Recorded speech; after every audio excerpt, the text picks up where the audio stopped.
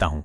बहुत पुरानी बात है, किसी राज्य में एक ऐसी रानी राज करती थी जो अपनी सुंदरता और बुद्धिमानी के लिए तो जानी जाती थी, लेकिन दुर्भाग्य से उसमें थोड़ा अहंकार भी आ गया था। उसे अपने ज्ञान और ऊंचे पद का बड़ा घमंड था। उस रानी की एक दासी थी मैना। मैना बचपन से ही रानी की सेवा में लगी हुई थी। वो इतनी समझदार थी कि रानी के मन की बात को बिना कहे ही भांप लेती थी। एक दिन रानी के मन में एक विचार आया। उसने सोचा, क्या सच में ये मैना मेरी भावनाओं को समझती है या ये सिर्फ डर के मारे मेरी हर बात मानती है? ये जानने के लिए रानी ने मैना को अपने पास बुलाया और कहा, मैना, अगर तुम सच में मेरी वफादार सेविका हो तो कल सुबह मेरे पास बिना कुछ पूछे वो चीज लेकर आना जो मेरे मन में है। मैना ने बिना कुछ कहे बस सिर झुकाया और वहां से चली गई। अगली सुबह मैना रानी के कमरे में दाखिल हुई। उसके हाथों में एक पीतल की थाली थी। उस थाली में 3 चीजें रखी थीं। एक छोटी कटोरी में पानी भरा था, एक ताजा और खिला हुआ फूल था और एक बिल्कुल सादी रोटी का टुकड़ा था। रानी ये सब देखकर हैरान हो गई।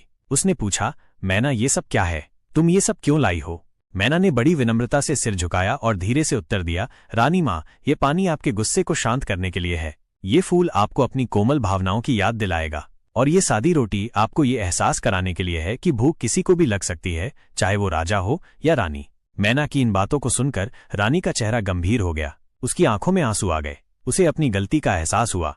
उसने मैना की ओर देखा और कहा, मैना, तुमने बिना एक भी शब्द कहे मुझे मेरी सबसे बड़ी कमी दिखा दी। तुम सच में सिर्फ मेरी दासी नहीं हो, बल्कि मेरी सच्ची साथी और मेरी गुरु भी हो।